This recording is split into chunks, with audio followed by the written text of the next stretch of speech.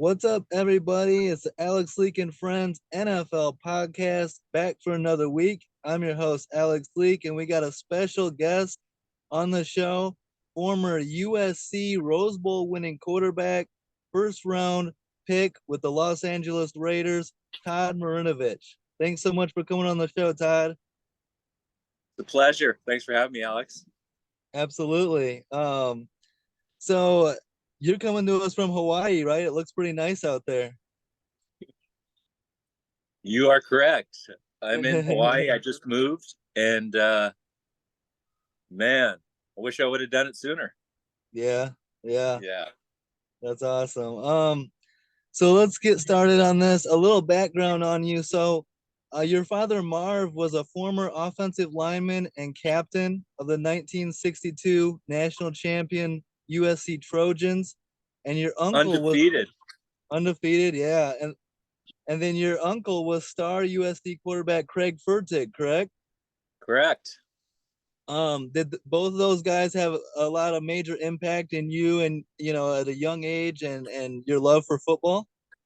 100%. I can remember going to the Coliseum as a boy, and I mean, it's funny that when I was coming out of high school, I was considering going somewhere else, but there was just no way that was going to happen. And the big, and it was really my grandfather on my mom's side, Craig's dad, posed the question to me. He said, "Todd, where do you want to live when you're done going to school?" And I went, "Southern California." And he's like, "There's your answer." Yeah. And the Trojan family runs deep. And as I've gotten older, I have experienced that. And there are so many Trojans really all over the world, but especially obviously in Southern California. And it's super cool to be from that school. Nice. That's awesome. Yeah. So your dad, Marv Marinovich, was drafted into both the NFL and the AFL with the Rams and Raiders. After not making it as a player, Marv was hired by Raiders owner Al Davis to be the NFL's first ever strength and conditioning coach. Is that right? Correct. And you know what spawned his passion for training was his experience was he lifted pretty much an excessive amount of weight, like mind-boggling. I mean, there's records of him squatting 1175. That's 1,175 pounds 3 times. Wow. And what he found was it hurt his athleticism. So he lifted weights, and that took him. It hurt his ability. And so what he spent his lifetime trying to find out, he was really kind of like a mad scientist with it, was, can I actually, instead of hinder athletic performance, can I enhance it? And he actually proved that with his last protege, which was Troy Polamalu. And Troy's career speaks for itself. And Troy only worked with my dad his whole career. It started at USC, and what a player he was. I mean, I think he would have been great even without training, but the training gave him longevity, and I think it helped his. Obviously, it helped his play on the field, and so that was really cool to see, because at the time I wasn't watching football, but when I saw Troy play at SC, I was like mesmerized, because it seemed like there was 3 of them on the field. He was making tackles, picking up fumbles, and he did the same thing with the Steelers. So what a cool, really cool experience to watch a guy like that. Yeah, and your father's methods of training players is still used today at the NFL Combine, correct? Yes, 100%. And the cool thing about Marv's training is it just kept evolving. And like I said, I didn't get the good stuff. I was kind of like the experiment. but Troy did. He got the gold at the end. And what Marv found was that, lifting heavy weights is counterproductive, and people are starting. We're talking about not the combine stuff, which is still used, but the actual training is that weightlifting is counterproductive. And why would you do anything super slow when nothing in sport is done that way? And it Yeah. makes sense. So it's cool that his kind of his legacy lives on through athletes still. Yeah, absolutely. Yeah.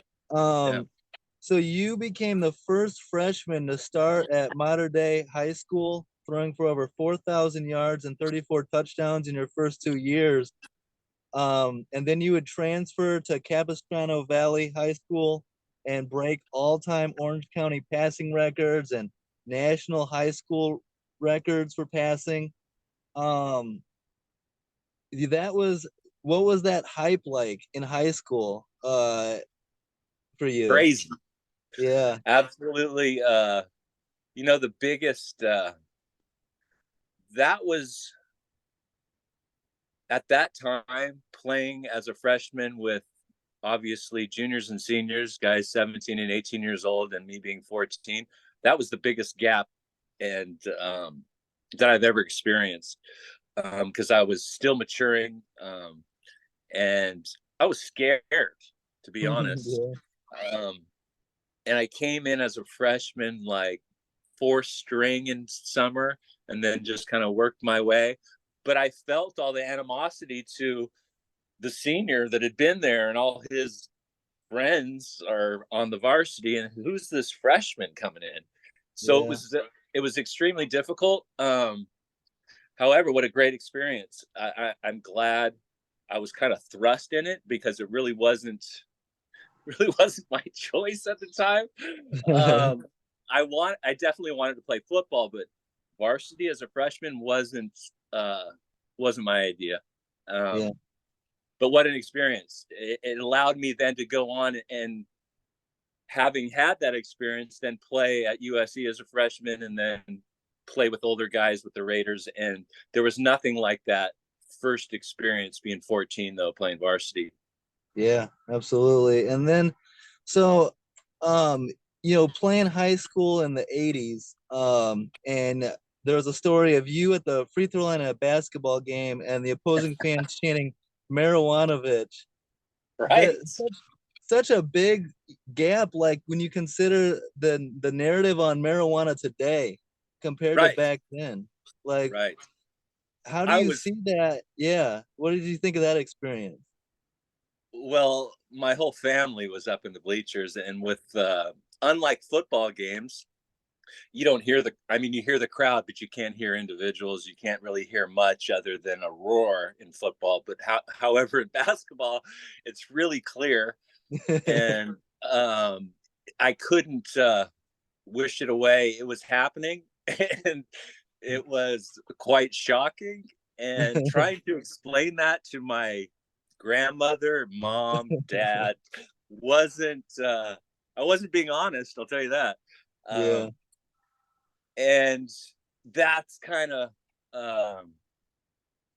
and you know what it stems from? It stems from the articles that were written really early on when I was at Mater Dei. There's People Magazine, Sports Illustrated, that were saying all about my diet. And so people that definitely got people's attention, like, what the fuck?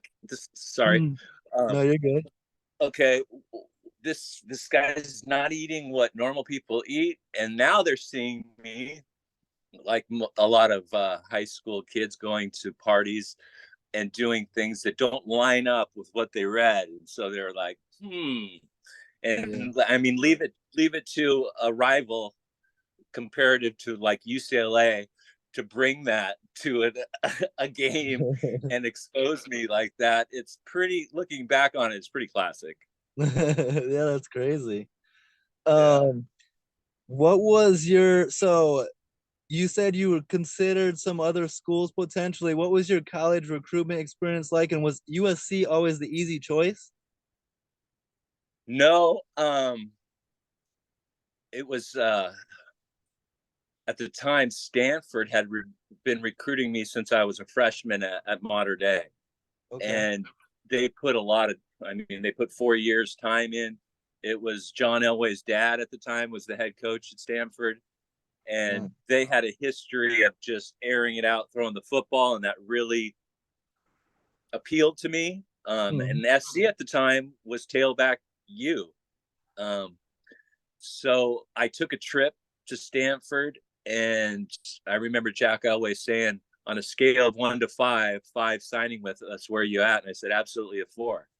And I just said, I promised the family that I would take a trip because I felt like I didn't need to take a trip to SC because I grew up with it. But after I took the trip to the to USC, it was undeniable. It Mhm. was the teammates that I got to meet on that trip, and after my grandpa posed the question, where do you want to live? It became clear. And then it became real clear that if I went to Stanford, I'd be getting beat by USC every year. And I wanted to play in a championship game. I wanted to play in a Rose Bowl. And that was really the deciding factor. Yeah, that's very cool. And Yeah. then, I mean, was there a lot of pressure? You know, you think about an 18-year-old kid going to USC, you know, Oh, you I look at like Arch Manning going to Texas with that name, you know, and you're coming with the Marinovich name and the family history. What's that pressure like yeah. going to USC? You know, I'll answer that. But what became really clear to me when I've gone back over the years, and there's an event at USC called Salute to Troy where they honor teams of the past, and they were honoring our 1990 Rose Bowl team, and then some of the current players without all their gear come onto the stage with us, and it became like scary clear, like these guys are kids, Hmm. because you see them with their armor and helmet, and they look like warriors. Hmm. However, when you strip all that down, they are they're I mean they're young men, but they're really kids.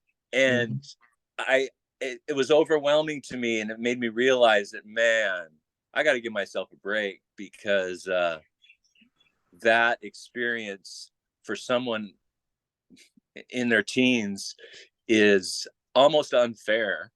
Um, the amount of pressure and big business that, I mean, we're talking 1991. In today's world, it's Yeah. unthinkable of what kind of pressure is on these kids.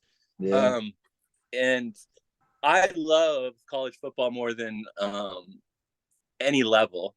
I mean, I love high school football too, and I watch it, and I go to local games, but there's something magical about the college game that the Yeah. NFL can't touch. Yeah. Yeah. I so I look at your story and I try to put myself in your shoes a little bit. And if I'm a young star quarterback at USC, I don't know if I would make it out of that environment either. Like the parties and the star on campus. I mean, how hard was Right? that to manage, you know? And then you put it in perspective of where I came from. I came from a household of serious discipline, Hmm. and there was no like talking back or doing it my way. Or so when I fought, and I was looking forward to the day of going to USC, for sure. And when I got there and got to see and experience all these young people from all over the country away from home for the first time with no parents telling them what to do, it was a free for all. And the only thing that really reeled me in was I knew that I had to be at practice every day at 2 o'clock. Yeah. And people that aren't in athletics don't understand that there's no calling in sick or or any of that. If you don't show, people are coming to hunt you down and bring you to practice. Yeah. So in a sense, that kept things somewhat under control. Because Yeah. without that, I would have been gone. Um, so you had a game-winning touchdown against UCLA, and famous. You also did a painting. You giving the middle finger to the UCLA player. Right. Iconic moment, in Yeah. USC history. Um, Chills. yeah. What do you think of? I hate the fact that nowadays they try to take the emotion out of the game. They throw taunting penalties for stuff like that. I grew up with Jordan trash talking and players trash talking all the time. What do you think Yeah. of how the game has evolved and they're trying to take away that emotion? You know, the game is changing 100%. Yeah. And some for the better, I could say that. But in other ways, that what you talked about was what lit my fire. I mean, it Yeah. made it so much more personal when the opposing guys are talking shit. It's like, Mhm.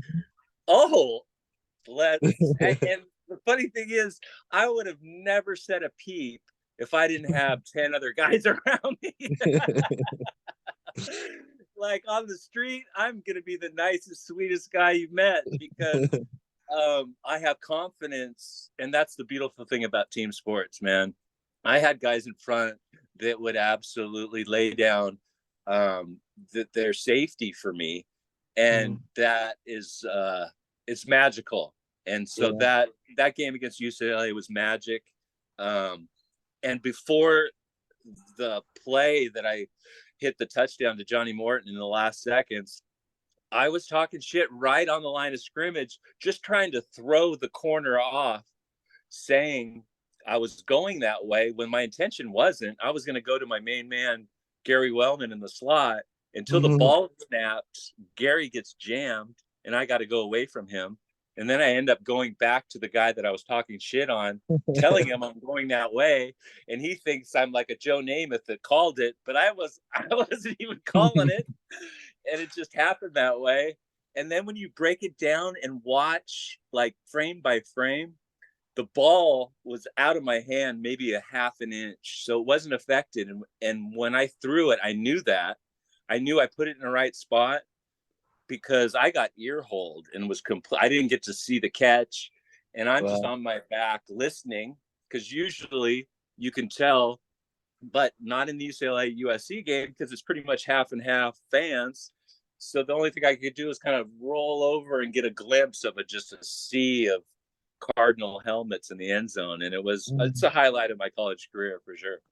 That's awesome. What a memory, what a moment. Yeah, yeah, And then also, I mean, you have to take some pride in beating Michigan in the 1990 Rose Bowl game and Bo Schembechler's last game. yes, What did that mean to you to win the Rose Bowl game? yeah. That was the goal of going to USC, and then it became a Michigan had been one of my favorite. I think that they have the best uniforms in college football, especially their helmets. I just think they're amazing. Mhm. Um, and playing them was like the perfect culmination of that Rose Bowl. And seeing Bo throw his headset, I knew we had him at that moment when he just spiked it on the ground. I was like, oh, I think we got these guys. And we did. And it was kind of a grinded old school running game. I think it was 17-10. And I don't even, it's funny, I don't remember much of the game, but other than I wouldn't have wanted to play to any other team and Yeah, beat them. It was perfect. that's awesome. Yeah. And I'm old school. I love tradition. I hate the fact that Texas and Oklahoma are going to the SEC. And what do you Right. think of USC, UCLA going to the Big Ten? I can't even wrap my head around it. It makes Yeah. it's almost un-American. I don't even know. I don't even know what that looks like. Yeah. It's the game. I mean, the world is changing altogether. College sports are changing. We're in a state of change for sure, and who knows if it's for the better. Um, However, I will still continue to watch. I cannot Yeah. not watch. I know, right? Yeah, It's as addicting. much as I disagree. as much as I disagree with the movement and who's playing in which league, I can't keep track of it. When it comes down to it on Sundays or Saturdays, excuse me, Yeah. I get excited. It's like it's freaking Saturday college football. I'm tuned in. Yep. Yeah. Absolutely. And then you were drafted in the first round, pick number 24 overall by the Los Angeles Raiders. Owner Yep. Al Davis quoted as saying Todd was the best quarterback in the draft, and that includes Brett Favre. What Mm. does a quote like that mean to you and say about where you were at in your career at that time? It says that Al was wrong. Oh my god. Yeah, when I do like some speaking stuff at a high school level, and that's what I kind of let people know because everybody knows who Brett Favre is. A lot of Yeah. people don't know who I am, but that kind of puts it in perspective that I was in Brett Favre's draft. What an amazing guy to watch over the years. Talk about just longevity. Holy smokes. But yeah, I was completely honored. It was the team I wanted to go to. Um, I had a gut feeling that the Raiders were going to choose me, and when I got that phone call that early morning on draft day, and it was Art Shell, the head coach at the time, it was hard to describe because I had put in a lifetime of work to get to Yeah. there. Yeah. Yeah. That's crazy. Yeah. What was Al Davis like? Did you get along with Al Davis? Was he a great guy? He was a great man to play for, and Yeah. he, you know what, a lot of people have opinions. However, the one thing that I know to be a fact, which his son now is carrying on, and it's great, awesome to see, is once a Raider, always a Raider, and they Yeah. take care of their players to this day. And man, I haven't taken a snap in over fucking 30 years, Mm, and I'm still loved like family. And when I go every year to the reunion, and it is an amazing organization to still be a part of. It's really special because because some of these guys have played in other teams for a long time, and if they were a Raider once, they're welcome, and they come and they say, "There's not this going on yeah. anywhere else." That's so cool. That's great. Did you Yeah. ever get to meet and talk with the legend John Madden? I didn't know. No, and my Okay. dad and my mom have stories because my dad was on his coaching staff. So I Nice. didn't, and but I did. I mean, I've been a fan of his announcing for freaking Yeah. ever, and Yeah. just I mean, he really brought the game and made it real for people in a way that only he could. Hmm. And that documentary that they aired about right after he passed was super Yeah. special because he was I mean, he epitomizes really the NFL and that the football spirit in a way that nobody has done. Yeah. And then as a rookie with the Los Angeles Raiders, how incredible was it to have such legendary teammates? I didn't even know it to Right. be this crazy as Tim Crazy. Brown, Howie Long, Ronnie Lott, Yeah. Marcus Allen, even Eric Dickerson. Yeah. Right. So the practices for me, because I wasn't, they told me, don't worry, Todd, we're not going to throw you into the wolves. You're not going to play your first year. So it was all about practice. So I'm getting great practice trying to look Ronnie off, and he's telling me that he knows where I'm going to throw. And then I got Howie saying he knows my snap count. He's freaking jumping it every time. And then I get to turn and hand it to Roger Craig, Marcus Allen, Eric Dickerson, and coaches are getting on me for not carrying out my fake. And I'm like, I got the best seat in the house to watch these legends run the rock. And they Yeah, were all super special in their own way. And it was like poetry in motion watching these guys. yeah, that's incredible. Yeah. Um, yeah, as a rookie, you make your NFL debut week 17 against the Chiefs. Have a great game and barely lose that game. 3 touchdowns, no picks. Yeah. Um, and then that gets you the start for the playoff game in Arrowhead Yes. against Derek Thomas and those Chiefs. Can you describe or remember what the feeling going into that playoff game? That's got to be incredible. Because I had a bunch of confidence coming off that opener, right? Yeah. And the thing about which I didn't fully understand was how a team from one week to the next could be so drastically different, but it was all about the surface that we played on. We played Okay. on grass at the Coliseum. Uh-huh. Arrowhead was turf, the old turf, which is different than the new turf. And the angles that these pass rushers can take on artificial turf is you can't do it on grass. You'll slip. Mhm. And Derek Thomas was a force. I mean, you better look Yeah. out. Mhm.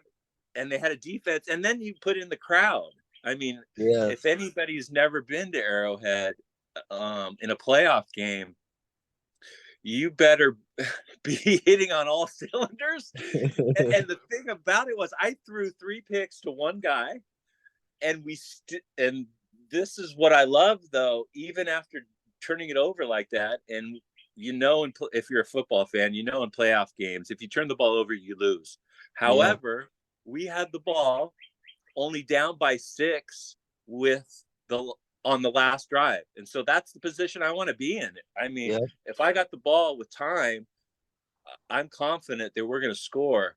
And it didn't obviously work out. We had some untimely penalties that obviously killed drives, but we're still in it. And so even after giving it away like I did, it was having a chance to win it at the end. You can't ask for anything more.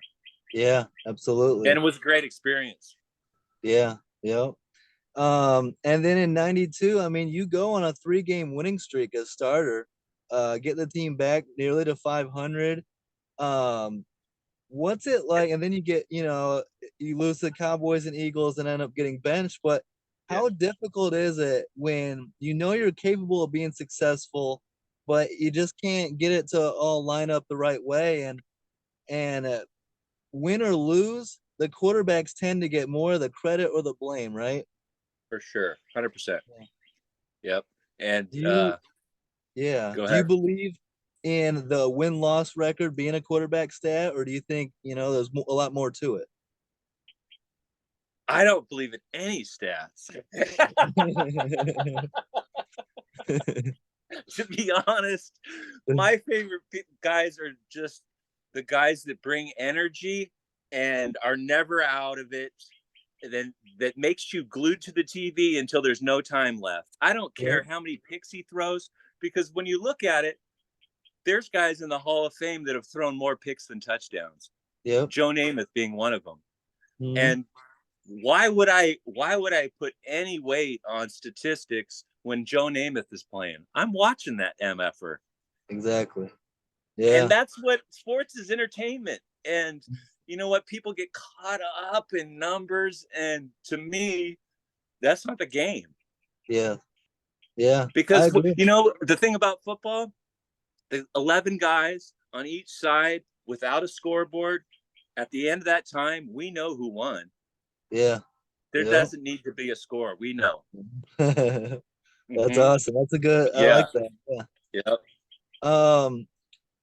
So yeah, and then marijuana kind of, the drug testing ended it, in 1993. But like, if you look at it, I think that the NFL is finally starting to catch up as far Yeah, as letting people use marijuana and getting away from the opioids. You look at a lot of players in NFL history that struggle with opioid addiction to this day because of their NFL career. Brett Favre is a famous story of that. What right. do you think? Do you think that, had it been more evolved, more in today's era, you could have lasted in the NFL and had a much better shot and not had it taken away from you so quickly? You could possibly say that. I don't know. There I don't want to blow anybody's anonymity, but if you look at what the pharmaceutical companies and teams were pumping into people. Yeah. Weed is a freaking breath of fresh air Yep. because it's a complete they're on the opposite ends of the chemical spectrum and what it does to you.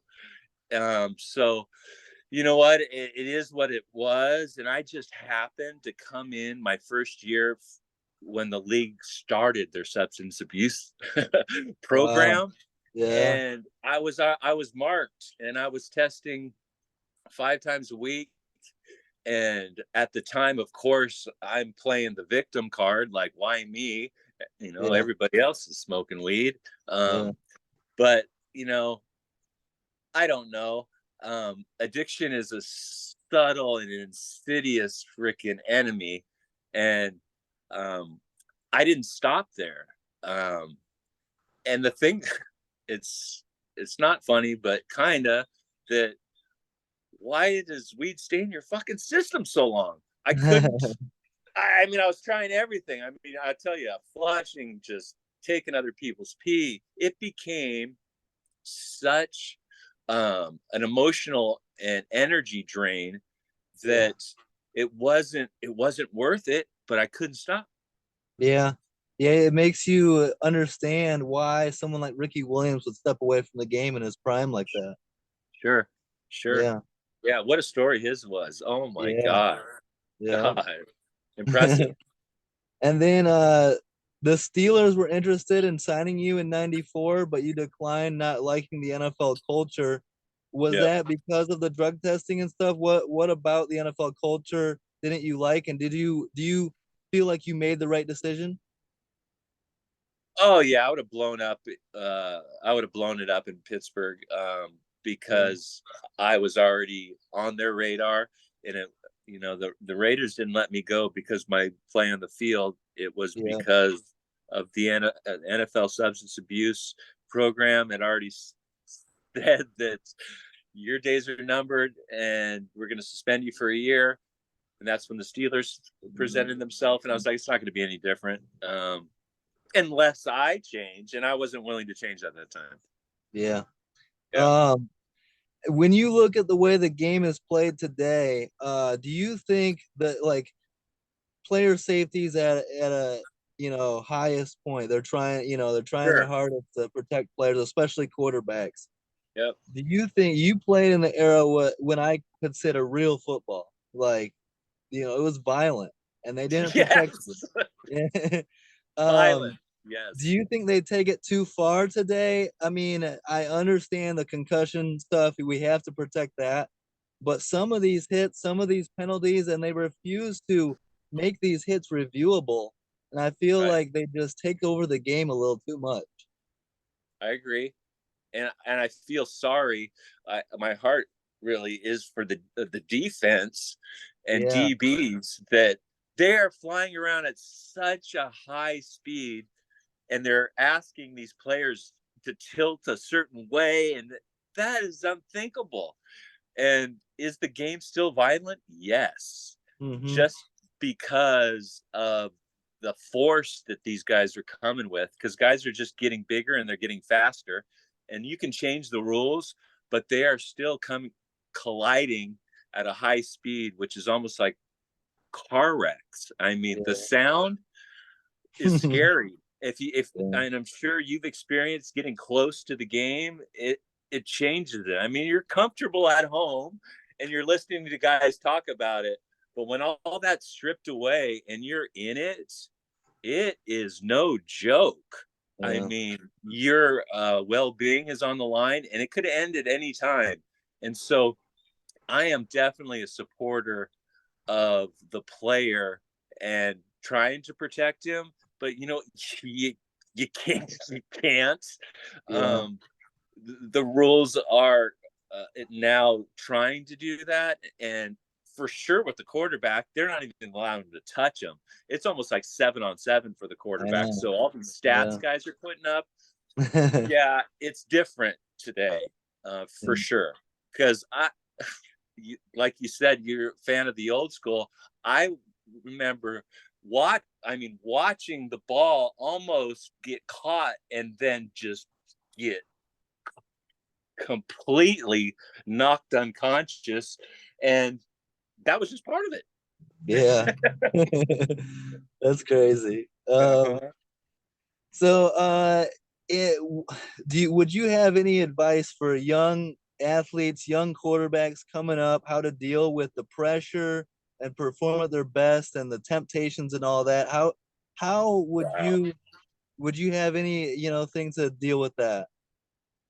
Gosh, it's funny you ask. I was just on the phone with a really close friend. My college coach was named Larry Smith, and I'm really tight with his daughter Allie. And Okay. she has a son named Mason, and he's a hot shot, up and coming quarterback. I mean, he's talent, and what he is trying to balance is everything what student athletes are trying to balance: school, girls, a social life, practice, being in the newspaper for the first time. Yeah. It is it's a crazy path, and if people choose that, I have some experience in that, and now I have a 13-year-old who, go figure, is a quarterback. I Nice. tried I tried to direct him to other sports his whole life, and he wasn't having it. He only wanted to play one thing, and I get it. And so that was really the main reason for the move to Hawaii. I didn't want him to have the last name that he has and play in the same county that I did and have Mhm. all this freaking stuff that the Yeah. media creates. I wanted him to have a fresh experience of his own because I love the game, Yeah. and as violent as it is, and how dangerous, and how there are side effects. I can't tell you how many friends that I played with have taken their own life because of Yeah. the CTE. And I Mhm. feel like these rules have helped the concussion issue. Um, but I have a son that's going down this similar path. And I'm just grateful that I've experienced it and can, in a way, help if I can. I'm trying to really stay the F out of the way, but in some areas, I think I can shine some light on it if he asks. Um, but I'm sold on this team game because of just because of it, the way it is. I haven't experienced anything on the planet like it, and it's super. Yeah, absolutely. Now, hold on. Yep. Are you there? Oh, there we go. Yep. Yeah. I lost you for a second. All right. All right. What are you up to these days? I know you're a great painter and artist. You're very talented, a great quarterback, and now you're an artist. That's cool. How did you have you always been this talented? Yeah, I think I was an artist first, Yeah. and I just didn't really spend the time doing it. It was all about sports, and sports were a great outlet for me, and I think that's why so many young people love it, because we all we come from sometimes not the best environments, and when we get on that field, everything goes away. It's Yeah. magical. Yeah. Um, So I've always created, not always painting. That kind of came later. I experienced painting in college, and then 15 years ago. So it was later in life, and it's all started when my son was born. I knew I needed to do something, and I started taking on all these odd jobs. And my wife said, "Why don't you do what you love to do and paint?" And I've been doing it for 15 years, and I couldn't be more blessed. And now I have a great client, and it's Mark Davis of the Raiders, and I get to put stuff up in their stadium. I mean, you Nice. can't even write that. Yeah. It's awesome. What's your website where people can see your art and potentially purchase it and all that? It's marinovich.art.com. Okay, awesome. Yeah. Yeah, we'll put that on in the description and stuff so people can check Cool. that out. Cool. Um, Thank you. yeah, I mean, thanks so much. Thanks for responding to my messages, being willing to Yeah. come on the show. It was great Sure. having you on, and it was a fun conversation, fun to go down memory lane and talk about the Yeah. great days of football. I could have done it for hours, bro. Thanks for having me. Absolutely. So appreciate you coming on. Appreciate all the support, guys. Don't forget to like, subscribe, leave a comment. Have a great week, and peace out.